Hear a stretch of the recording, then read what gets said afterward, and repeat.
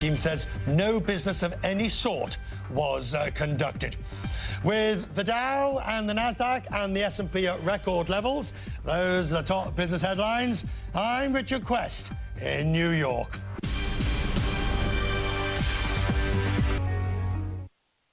So we might not have learned any new cabinet appointees today, not yet at least. However, we do know more tonight about who will not be going to Washington and who is touting whom for a big job. Florida Governor Rick Scott today said he will not take a cabinet post. And Newt Gingrich, who has been mentioned in connection with several spots, put in the good word for a different big name for the Secretary of State gig. He was asked about Mitt Romney, but he plugged someone else.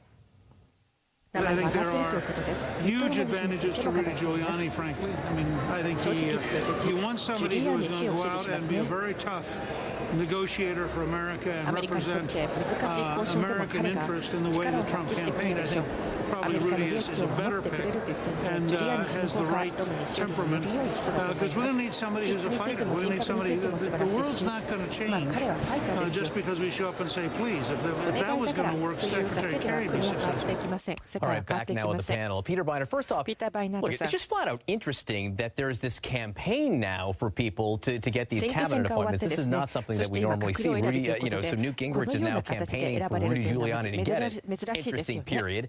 Also interesting that he's pushing him as a fighter. What do you make of that? I think this is going to be a very, very big pick for Donald Trump. First of all, he chooses Romney. He sends a sign that he hasn't sent yet, which is magnanimity, right? He's reaching out to someone who attacked him pretty harshly during the campaign. And I think that would send a signal to Republicans and in general that Donald Trump's #1 priority is not just loyalty. I think the other thing about choosing Mitt Romney is that Mitt Romney has been much more hawkish on Russia than, say, General Flynn, his national security advisor, so it would set up a conflict inside the administration. And I personally, although didn't vote for Mitt Romney, I would breathe easier if Mitt Romney were Secretary of State for this reason. Mitt Romney, I believe, and I believe it has a lot to do with him being a Mormon, and you saw a lot of other Mormons during the campaign, were very, very concerned about the anti-Muslim bigotry coming out of the Trump campaign. Mitt Romney has a very good record on the Republican Party's Islamophobia going back to 2012, and I think he would be a voice of conscience inside the Trump administration when you have people like General Flynn who have condemned Islam. I would breathe easier with Mitt Romney. I think the headline here is Peter Beiner comes out for Mitt Romney here. Strange bedfellow. I just want to take a moment to recognize the difference in the two people that we're talking about here who are potentially up for the Secretary of State gig, right? Mitt Romney, former governor of Massachusetts, and Rudy Giuliani, former mayor of New York City, who have had diametrically opposed views of Donald Trump during this campaign. Let's just take a walk down memory lane here. Donald Trump is a phony, a fraud. I am sick and tired of the defamation of Donald Trump. Donald Trump lacks the temperament to be president. He has the temperament to win. Mr. Trump's bombast is already alarming our allies. He is a man who's not afraid to say radical Islamic terrorism. Let ISIS take out Assad, he said. This recklessness is recklessness in the extreme. Donald Trump has the intellect, the stamina, and the strength to confront our enemies. Now, Donald Trump tells us that he is very, very smart. I'm afraid that when it comes to foreign policy, he is very, very not smart. So you have one guy essentially saying that Donald Trump is the best thing ever. Then you have another guy clearly saying that Donald Trump may be one of the worst things ever, at least one of the worst things running. And these are the two guys up for Secretary of State as far as we know right now.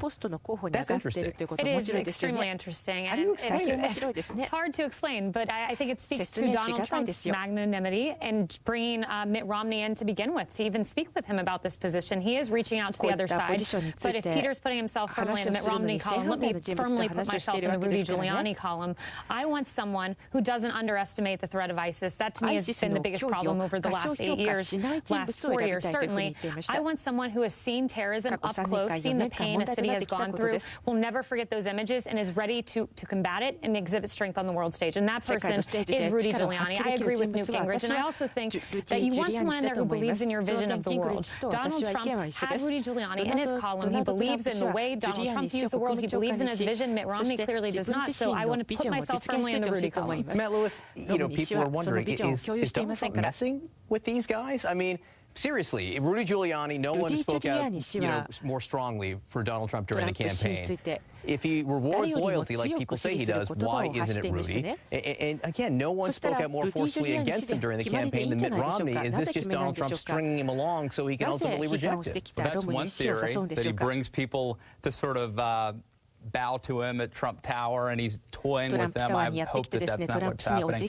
But I really think that Peter and Kayleigh both were hitting on really interesting and plausible theories, and I think it's a microcosm of a really interesting idea, which is to say, should a president surround himself with people who have a consistent and coherent sort of worldview and vision in terms of foreign policy and national security? Or should a president have a team of rivals, people who disagree fundamentally about big things, and challenge them to sort of debate each other and make their case? And that really is what this question is. So are you Team Biden or Team McEnany here? Well, I think that I would be more comfortable with Mitt Romney. I do. I think that I would fall in it's nothing against Rudy per se, but if you look at the context of the people that Donald Trump has already, including the National Security Advisor Flynn, I would like to have somebody in the room who has a different worldview, who's going to calm things down and say, okay, guys, what about this? I like to challenge Donald Trump's sort of disposition. Carlos, one thing that the 5 people who've already been appointed or nominated have in common, and one thing that Rudy Giuliani and Mitt Romney have in common, all white men.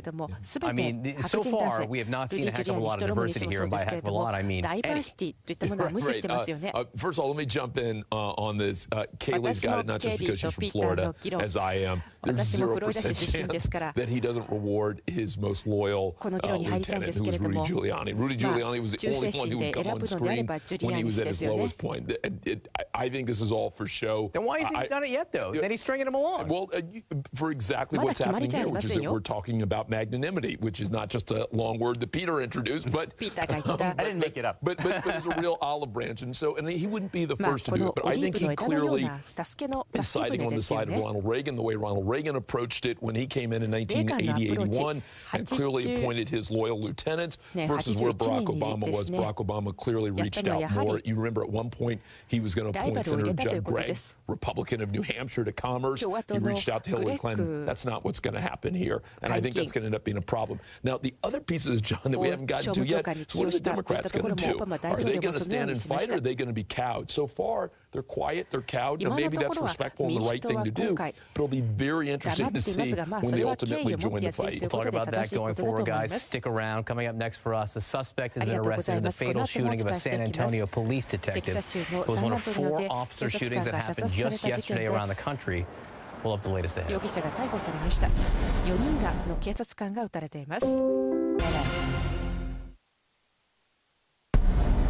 A tragic weekend for police departments around the country after 4 officers were shot in 4 separate incidents. An officer in Florida was shot in a drive-by during a traffic stop, another in Gladstone, Missouri. And in 2 shootings that authorities call ambushes, an officer in St. Louis was wounded, and a San Antonio police detective was killed outside police headquarters. A suspect has been arrested in that shooting. I'm going to speak with the San Antonio police chief in just a moment. First, here's what the chief said just a short time ago. We made an arrest in the capital murder of Detective Benjamin Marconi. We arrested 31-year-old Otis Tyrone McCain. This is the person whose image we saw on surveillance.